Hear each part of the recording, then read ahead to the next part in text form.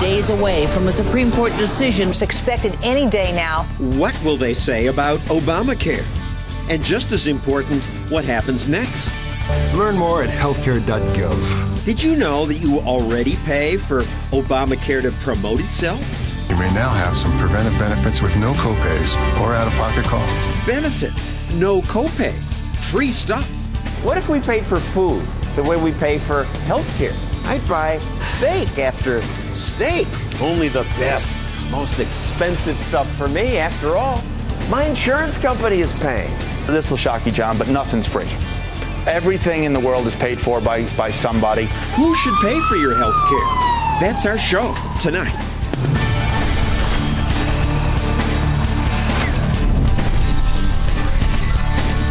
And now, John Stossel.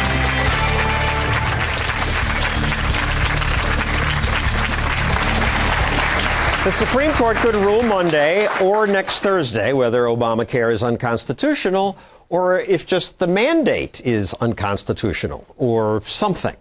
What will happen? Fox News legal analyst Lise Wheel follows the court and joins us from the newsroom. Lise, you predict next Monday will be the day? Next Monday, yes, the 25th. It's sort of the last Monday in the session for the Supreme Court. And in kind of the old Western image of, they have this decision, then get out of Dodge before they can be asked too many questions. That's what I think they're going to do.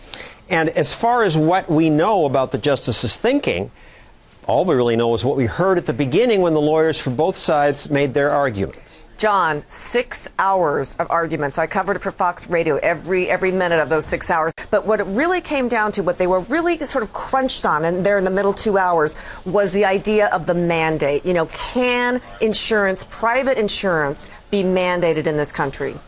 Scalia asked the government's lawyers, if government can force you to buy health insurance, can it make people buy broccoli? Right. And that is an extension. Lawyers like to talk about slippery slope, and that's a slippery slope argument, saying, if you can be mandated to buy this private insurance, not a government contract, a private insurance by the government, though, then what's the next thing the government can force you to do?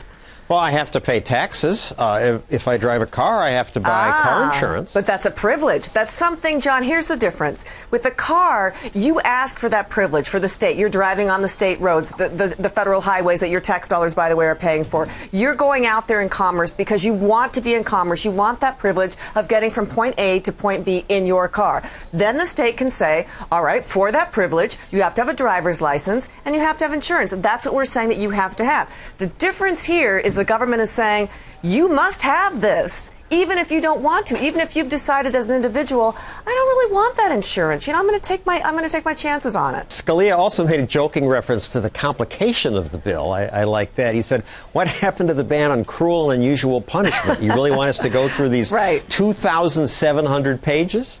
It would have been nice to have Congress have maybe gone through the pages before, but I digress. And then he sort of went on to say, well, we aren't really going to look through everything, but our poor clerks will have to.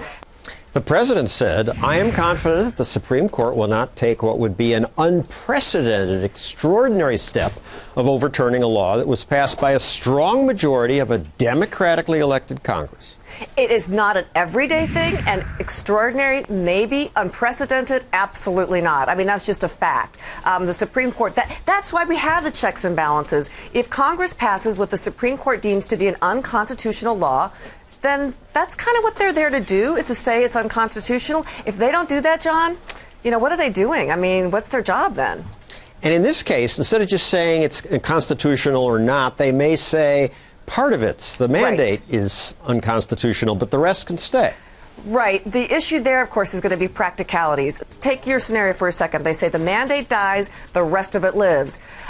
I think then, though, the whole bill does die because the funding for the bill comes through that mandate. How are you going to have, funding to pay for the bill if you don't have the mandate? If you can't force people to buy insurance or be taxed for it? No, maybe they'll just borrow more money because they may keep part of it in force. We don't know. The best bet, though, is that the mandate will be repealed. Intrade.com, where people bet about what's going to happen in the future, now indicates an 80% chance that the mandate will be struck down. I listened to those 6 hours, and I really shouldn't go to Vegas because I'm not a betting person. But if you took me to Vegas, which would be nice, John, if you wanted to ask, I would bet that the mandate will be struck down. Thank you, Lise Wheel. You got it. Now, regardless of whether Obamacare is constitutional, is it good for people? Dr. Manisha Sharma of the group Doctors for America says yes, and in fact, government should do more to provide health care for people. John Goodman says no, government should do less. He heads the National Center for Policy Analysis, and he's specialized in health care. So why should government do less? Well, right now we have a bureaucratic, wasteful, inefficient system, and when government nationalizes it, it will become more wasteful, more bureaucratic. And the only way out of our problems is to free the doctors and free the patients, let them use their intelligence and creativity to solve their own problems. We're not going to solve these problems from Washington. And you this week released a new book called Priceless, and priceless is part of your meaning is that nobody knows in medicine what things cost. The patients don't know, the doctors don't know. Why not? Nobody sees a real price in health care, no doctor, no patient. You know, poor people with food stamps go into a grocery store, they pay the same price as you and I pay, they never have a problem with access. In health care, we don't let them do that. They have a huge problem of access. Dr. Sharma, you had appeared at an event with President Obama promoting Obamacare. You say this is great. Why? I believe that this is a great step forward in our health care and for our country, for us to be able to have better health for everybody in America. The bottom line is that America's health care is failing, and this is a great step forward in being able to make it into a patient-centered way of taking care of people. Sounds good, John. Patient-centered. And the applause, I should say, she has a group of doctors she's brought with her, 10 doctors who agree with her on this, and we'll be hearing from you later. Here's the great irony. For our most vulnerable populations, they're going to have less access to care, not more. Why? What this bill does is greatly expand the demand for care. It's not just 32 million newly insured, but you and me and all the seniors, all the rest of us are going to have more generous insurance than we had before. So huge increase in demand, no change in supply. That's a huge rationing problem. If you're in a plan that pays below market, as like seniors and the disabled on Medicare or poor people on Medicaid or newly subsidized people, if we follow the Massachusetts example, they are going to have a real problem finding a doctor who will see them. So actually, I disagree with you. I'm an everyday doctor taking care of everyday people. The notion of knowing that there are going to be more doctors to take care of more people and that there are provisions in the Affordable Care Act to let that happen is a good thing. But I'm not getting it. I mean, government isn't good at running things. It couldn't run steel mills or even produce food in the Soviet Union. Why would it make health care better? Well, the government gives us protection, does it not? It does a good job in giving our cops and our firefighters Well, that's money. local government. Well, it's local we like that. as well, but there's the whole notion of being able to say, look, you're starting on the factor that you're saying that health is a commodity. I start on the factor of saying that health is a right. So the notion health care is a right. There is nothing in this legislation that gives anybody a right to any particular health care. What do you mean? It's free. It's the government's going to bring it to you. It does not give you a right to a CAT scan, to heart surgery. It doesn't even give you a right to wait in line. If you're the 100th person waiting for a CAT scan, that doesn't mean you have a right to the 100th scan. In Massachusetts, which is the model for the federal legislation, more people are going to emergency rooms now than ever before. Boston cab driver told me the other day she had to go down a list of 20 doctors before she could find one who would see her. And I said, were you going to the yellow pages? She said, no, this was the list the government gave me. All that's happened is we're just moving money around. People are not getting more care. Well, actually, I disagree with you. The fact of, I'm sorry, you're a nice Southern gentleman, and I feel like, you're welcome. I do feel like that, and in no disrespect, you're a numbers person. I'm an everyday doctor. And the fact of the matter is, in Massachusetts, actually 98% of Massachusetts is actually covered. The bottom line about it is that this is allowing us to expand care for people. It is closing the gap. 50 million people were uninsured. The Affordable Care Act is giving us 32 more million people to be able to get some quality insurance. All right, the majority of America is on her side. You know, I'm looking at these poll numbers. 72% of Americans support subsidies for the poor to buy health insurance. I support a reasonable government policy to help poor people, but that would be giving them money to buy private insurance, not going to rationing. Excuse me, but I don't think it's just about poor people. This is about everyday people. This is not about a socioeconomic All right, but let me go divide. down this list from the poll. It's all on your side. You should let me do No, this. of course. 63%. Well, just because most people agree with you doesn't mean that you're right. No, I'm not.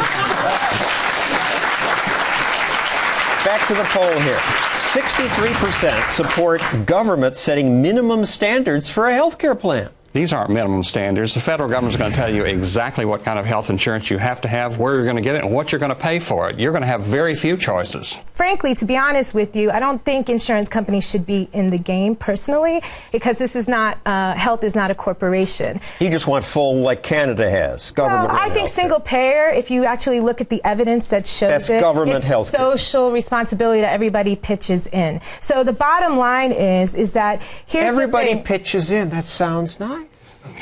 Yes, but everybody doesn't get the same care. And as a matter of fact, uninsured people in the United States get as much or more preventive care, more mammograms, pap smears, and so forth, than insured people in Canada. Think about that. No, that's actually not true. That is absolutely well, true. There is a lot of controversy over There's what's no actually out of the evidence. Next point here has shown in that regard. 61% of Americans support banning discrimination for pre-existing conditions.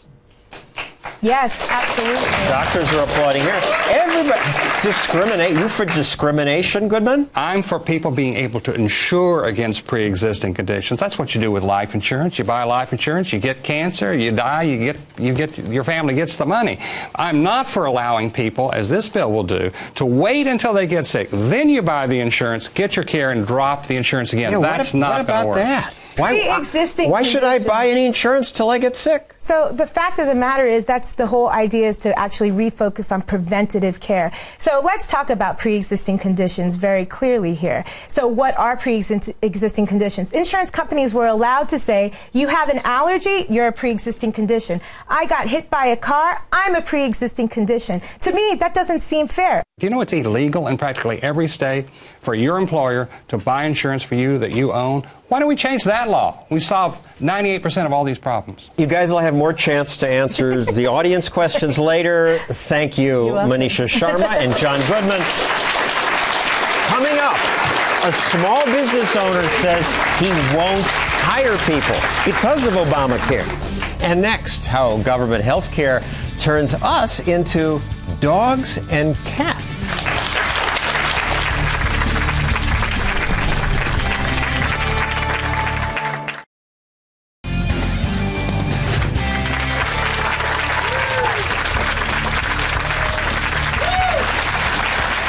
Even if the Supremes toss out all of Obamacare, we'll still be stuck with lots of government health care in America. Medicare and Medicaid already pay 35% of America's health care costs. On top of that, government's screwy tax rules encourage most of us to get health insurance through our employer. We're now so used to that, we expect someone else to pay for most of our health care. What's the result? One surgeon, Dr. Jeffrey Singer, says it's changing the ethics of doctors from the Hippocratic Oath to a veterinary mindset.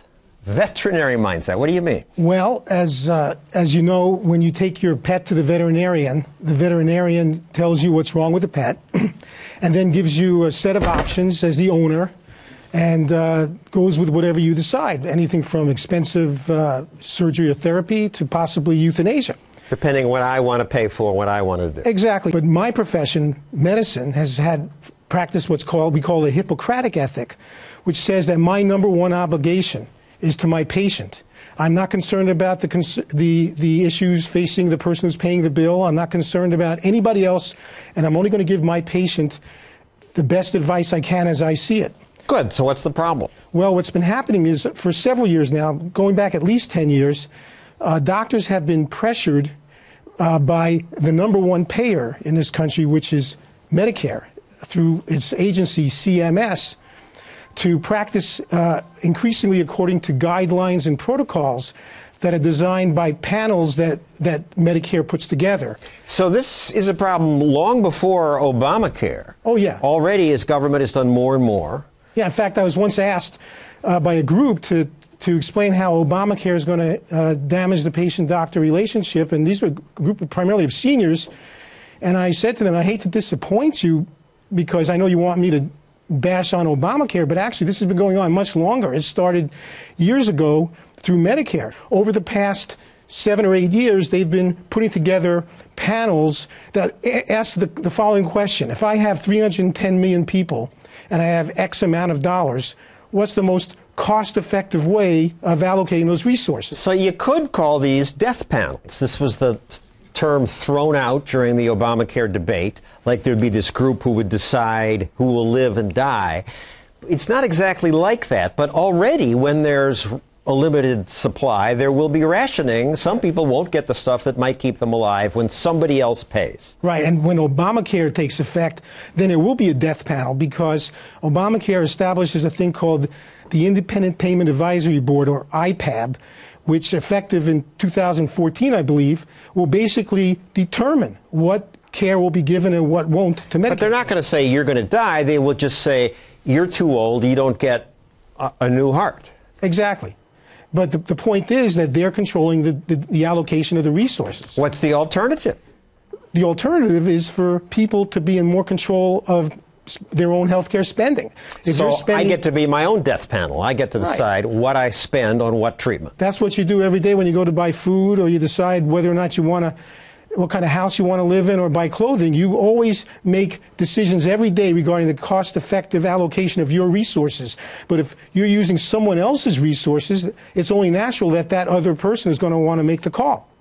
And you're a surgeon. You see this with your patients, that the Medicare patient, the family, they want 100% of all treatment, and it's free, so they say, give it to me. Well, and that's only natural. Now, I don't want to say everybody, but many times I'm a surgeon. I'm dealing with critically ill patients in intensive care unit, some of whom have hopeless situations. It's a very difficult decision to make, to pull a plug on your mom or dad. So since you're really not involved in any of the costs of this thing, it's easy for some people to say, no, do everything, and this way they avoid having to make a difficult decision. Of course, they're not paying for it, so it's easier to do that. Real life is about trade-offs, but insurance and Medicare and Obamacare isolate people from making their own decisions about what trade-offs we want.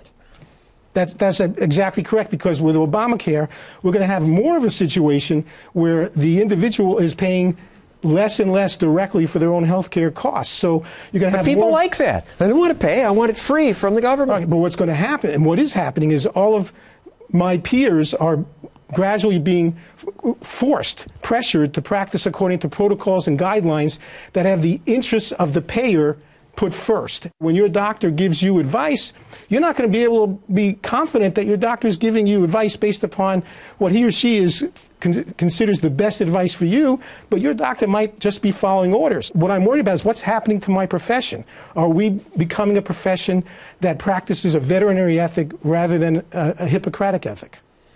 Thank you, Dr. Jeffrey Singer.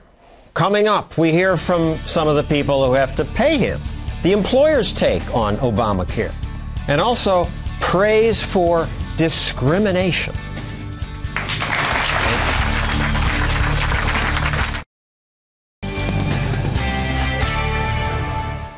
One big reason politicians said we need Obamacare was to rein in health care costs. They are up 400% over the last 30 years, more than double the rate of inflation. But my next guest says the data misleads. We measure the wrong things. Cliff Asness grew an investment fund from $1 billion to $50 billion. So he's pretty good with numbers. So how can you say the cost of health care hasn't soared? The amount we spend on health care has gone way up. But the cost of something is the cost of the same thing through time. What would you spend for 1950s health care right now? How much do you think you'd have to pay for it? I don't think you'd spend very much, and I don't know where in the world it's available, but if it were, I don't think it would cost that much. Because we wouldn't want it. It's not as good. It's not as good. How much would you spend for a medieval barber to bleed you? What's happened is the quality of health care, the medical techniques, the new drugs, the new procedures have gone way up. That's, and this is real important, that's a good thing, not a bad thing. The example I like to use is, imagine some company comes along and invents a cure for cancer. Costs double all the other cancer treatments. After adjusting for every effect, costs double. We're going to spend more on health care. Is there someone who's going to argue that's a bad thing? It's just the wrong way to frame the problem. Doesn't Obamacare do some good things? It gives more people insurance. Maybe that makes, I mean, people have gone bankrupt paying for health care. Let's start with that, the coverage issue. There are a lot of things, and I hope we get to talk about it, that are healthcare system, which maybe it isn't a free market healthcare system, but it's freer than much of the world, does much better. It's not a free market healthcare system. It's already extremely infiltrated by the government when it comes to regulation, when it comes to Medicare, Medicaid. And government pays half the bills. And makes insurance companies pay most of the rest. Exactly. And actually, I'll say it now. Even with that, the fact that our system is half free, we do things a lot better than systems that are completely not free. We are the place in the world that if you have something that is very bad, you come. When it comes to treating anything difficult, we're the place to go. Where do we have problems? We have problems on cost, and we have a problem with coverage. There are people in this country who don't get covered. The two biggest examples and the two biggest reasons are the very poor and people with the now famous pre-existing conditions that make it prohibitive for them to... So we need Obamacare. This will shock you, but no, we don't. We need to have a national debate on how much we want to help these people. And that's a fair debate to have. But Obamacare cheats. What Obamacare says is, let's not debate how much we should spend on helping people. What Obamacare says is, we're going to take people with pre-existing conditions and we're going to force insurance companies to provide them the coverage. And then what we're going to do is, well, they'll go bankrupt if we do that. We're going to literally force and coerce everyone else in the country to buy that insurance company's product. That is a crazy way, efficiency-wise, to cover people, and it's a dishonest way. But it's a way of saying, we're not going to raise your taxes. We're going to make those evil insurance companies do what they should have done in the first place. Well, you got it exactly right, and I hope that was sarcastic, because it is raising your taxes. A lot of times regulation and law is a sneaky way to grow government. Raising taxes to spend more money is what everyone means by growing government. But raising the cost of something, insurance companies will not pay this. We will all pay this. We will all pay this through higher bills. So it's just a deceitful way to hide a tax increase. It's a deceitful way to hide a tax increase. There's an honest way to argue for it. They have argued for it dishonestly. Insurance companies is a trick? It's a complete trick. There's really only one economic purpose to an insurance company. It's not doing the paperwork. It's assessing risk. An insurance company exists to say, well, John is trim and in good shape, and Cliff could lose 30 pounds. I should pay more. I'm imposing more of a cost on the insurance company. We've removed that function. What's weird is that even if they repeal Obamacare's mandate, part of it that Republicans want to keep, that Bill O'Reilly wants to keep, is don't discriminate against people with pre-existing conditions. Yeah, Republicans are wrong. Because that discrimination is a good part of insurance. Republicans have a bit of a disease. They pick the thing that sounds the nicest, that will make you sound really mean if you're against. And they go, all right, we love that one. They're just wrong. They're being wimps. Explain why they're wrong. They're wrong. It sounds wrong. They're discriminating against people with pre-existing conditions. Some of them did nothing wrong. Most of them did nothing wrong. Most people with pre-existing conditions did nothing wrong. I hope I personally would like to help those people. When we have a debate about this, who knows where it's going to come out? If we have an honest debate about how much to help these people, the country could decide to help them a lot.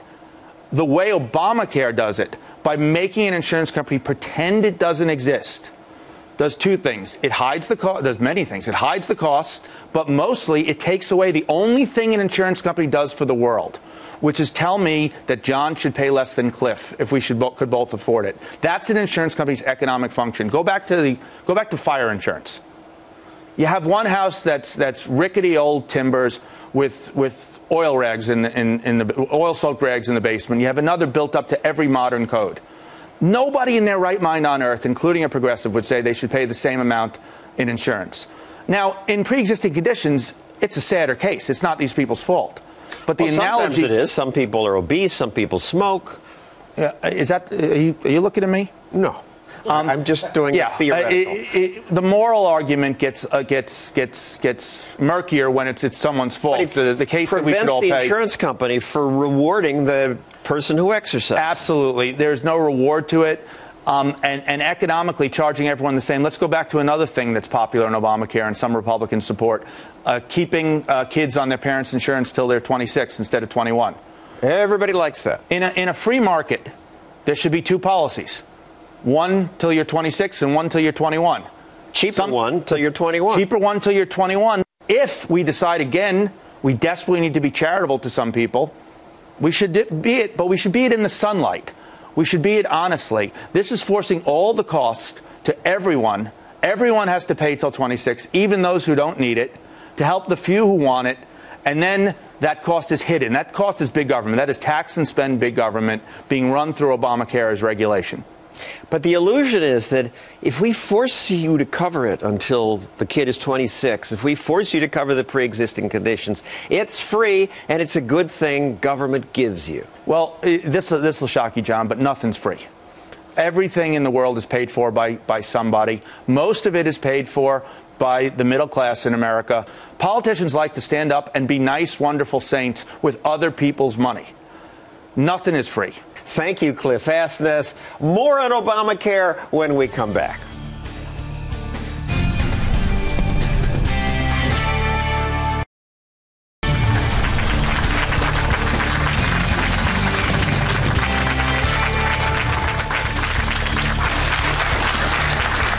One group of people more upset with Obamacare than most are small business owners. A Chamber of Commerce survey found 72% say Obamacare makes it much harder for my business to hire more employees. That's a creepy thought because we want small businesses to hire more people. Small businesses are America's biggest job creators. Karen Harnett is with the National Federation of Independent Businesses, the NFIB, and Joe Olivo employs 48 people in his printing business in New Jersey. So, Joe, you say because of Obamacare, you won't hire more people? Why not? Well, I'm going to do all that I can avoid doing it because the cost of the mandates and the unknown costs are so potentially cost prohibitive. From a small business owner's point of view, when I take a loan and expand my business, I put my whole personal assets on the line. I can't afford to be wrong. And one point that people miss is that you have 48 employees. If you have 50, the rules change. And they change significantly. I can get fined if I don't give insurance to my employees. I can get fined if I don't give the right type of insurance to my employees. I can get fined if I insure my employees, but one of them is at a standard poverty line that I'm not even sure what it is, and I'll still get fined. So it's such an unknown. I don't know what the costs are going to be. Now, Karen, I would think when these are the rules, there must be, what do you hear from your members? A lot of businesses might have 48, 49 people and will say, I don't want to grow. Right, that's exactly right. The healthcare law really is adding to the uncertainty that we're seeing in this economy today because people don't know how much it's going to cost for them to have health insurance, much less carry it for their employees or their business.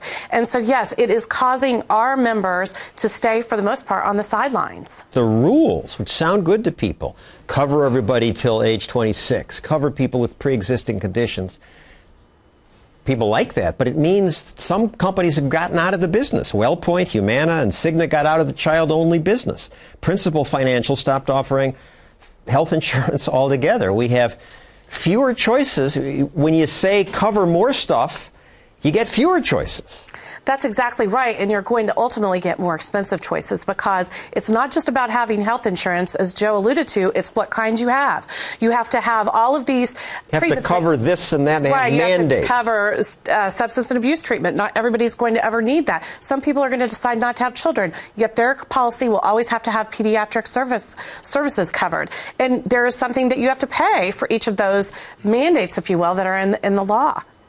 And mandates confuses people because we talk about the Obamacare mandate, which means you have to buy it. But even before that, there were mandates in every state.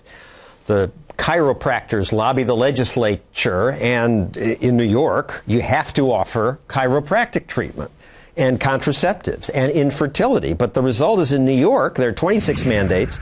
The average plan costs $4,000. In Alabama, there are just 9 mandates. It costs $1,600. So why don't you move to Alabama? Well, my business is in New Jersey. We're one of the heaviest mandated states in the nation, and the Obamacare goes one up on the mandates we've been having. And that's my concern is we've had a high deductible plan we offered to our employees that allows them to keep premiums low and be responsible for the first dollar of their care. So that, and I've seen it, how employees have more rational choices because of that. And this is going to do away with those type of plans. And clarify that. By having high deductible, they make more rational choices. Why?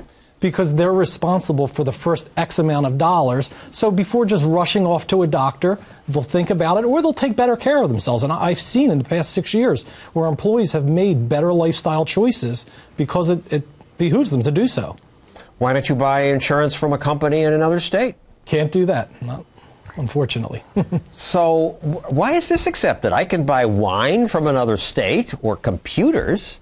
Right, and I understand that you can also buy life insurance from another state. This is something that NFIB has been advocating for. It's a common sense solution that would immediately, we think, start driving down costs. And at the end of the day, the reason that so many people don't have health insurance is because they can't afford it. And what we really need are reforms that will drive down the cost of insurance. That will allow more people to be covered by it.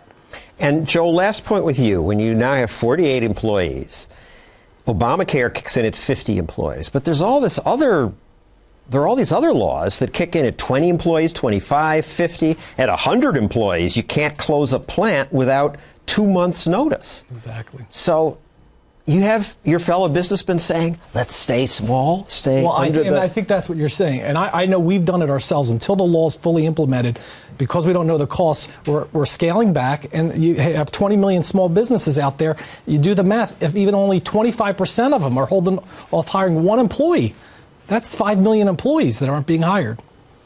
Thank you, Karen Harnett and Joe Olivio. Coming up, your questions for our guests.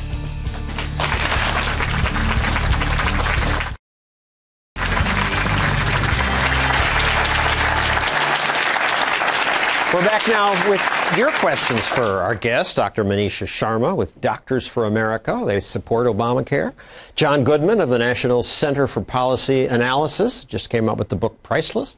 And Karen Harnett from the National Federation of Independent Businesses. So first from Facebook, from my Facebook page, Alan Hatton asks, why is buying catastrophic care only? Why is that illegal? And why can't you buy it out of state?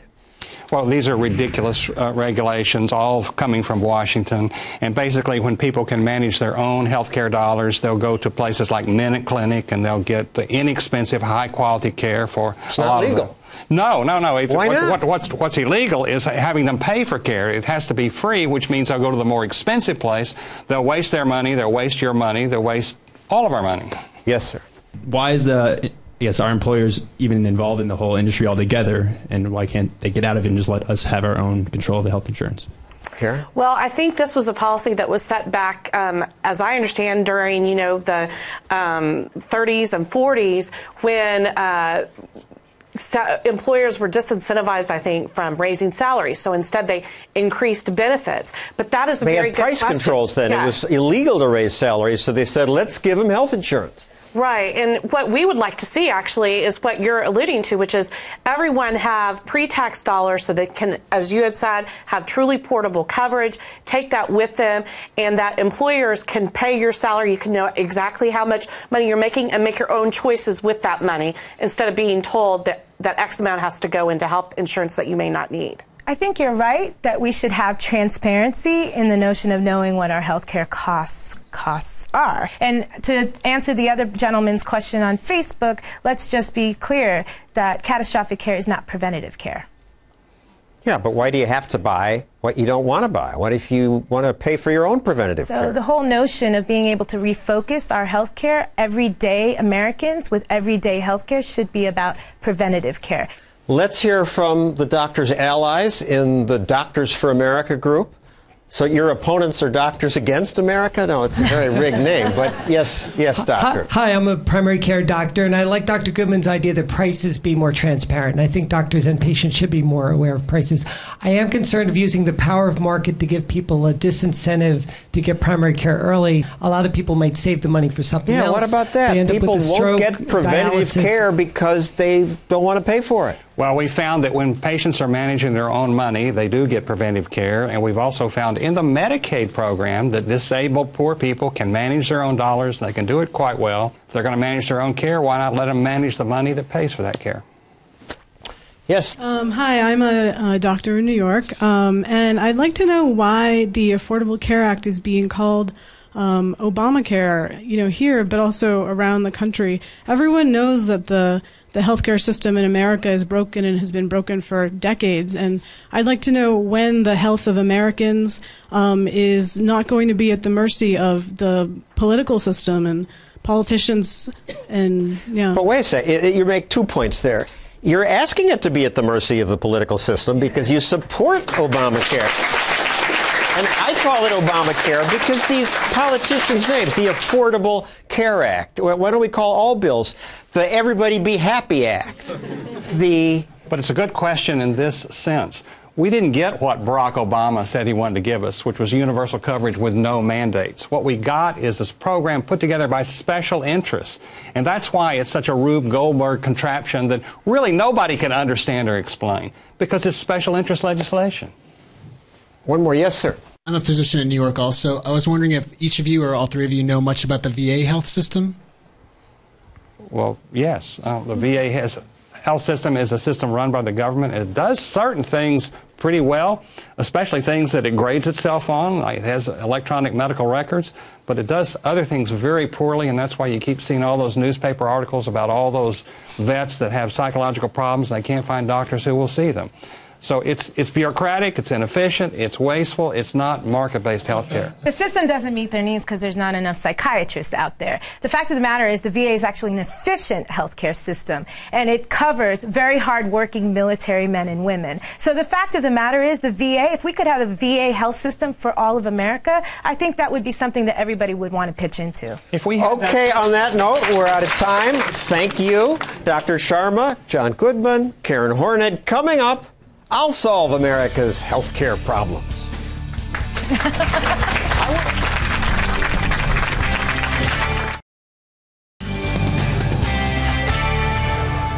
Soon, probably Monday, the Supremes will announce their decision. The betting is that they will declare the mandate, the requirement that you have to buy health insurance, unconstitutional. On the futures market at Intrade.com, this week's odds are 80 cents to 20 cents that the mandate will be overturned. And Intrade is the most reliable predictor, I think. But I want the whole law thrown out. This is an assault on our money and our freedom because of its micromanagement alone and its 2,400 pages of complications. Nancy Pelosi was right when she said Obamacare will be very exciting. But we have to pass the bill so that you can find out what is in it. Right. But even now, more than 2 years after this thing passed, we still don't know what it means. It says in here that bureaucrats will write new rules as they go along. The worst part of Obamacare is the part that's most popular, one that's likely to survive even if the Supremes reject the mandate. It's the part that requires insurance companies to stop discriminating, forces them to cover everyone, including those with pre-existing conditions. That sounds fair. No one likes discrimination. But discrimination is what makes insurance work. Banning it is like telling car insurance companies they must cover Lindsay Lohan at the same price they cover you. Car insurance works because they can reward good drivers and charge the Lindsay Lohans more. Forcing insurance companies to stop discriminating kills the business model. Forced insurance isn't insurance, it's welfare. If Obama's plan is to create another government welfare program, he ought to just say that. But the promoters of big government don't own up to anything. Listening to them, Obamacare is simply free health care.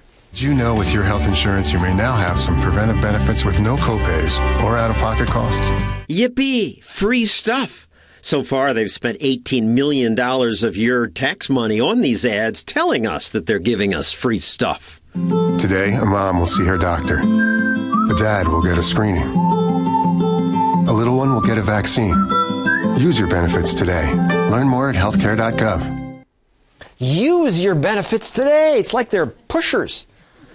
What will their pushing do to costs? Making preventative care seem free doesn't mean it is free. Those screenings must be paid for by someone. When taxpayers or insurance companies pay, the cost is just hidden. Imagine if we bought food that way, funded by grocery insurance. I'd go to the market and buy filet mignon for $28 a pound. Why buy cheaper cuts? Someone else pays most of it. I might as well get the most expensive. And that's what we've got with health care. Obamacare would make that worse. The solution is to face facts and say, we need a market. And that means we need to pay more of our own health care costs ourselves. It does happen in America. In Rushville, Illinois, people line up to see Dr. Russell Donor because he takes cash. Just $5 a visit. He says that's all he needs. Okay, he's an extreme case, but other doctors are starting to work for cash. Patients buy insurance for the big bill, like a heart attack, but the patient controls the payments for routine care. This cuts costs a lot by as much as 50%, according to Simple Care, a network of fee-for-service doctors. And look at the tiny pockets of American medicine where insurance does not pay, like LASIK eye surgery and plastic surgery. What happens there? Surgeons compete. The result? Quality's risen, and the cost of plastic surgery has dropped about 20% over the past 20 years. Wouldn't it be great if that were true for all of healthcare? It could be, but only if we look to the free market, not government. Of course, that means consumers will have to spend more of their own money. Good luck finding a politician willing to say that. But that is the medicine we need. That's our show. We'll have a new show next week, Thursday, 9 p.m. on the Fox Business Network. Thanks for watching.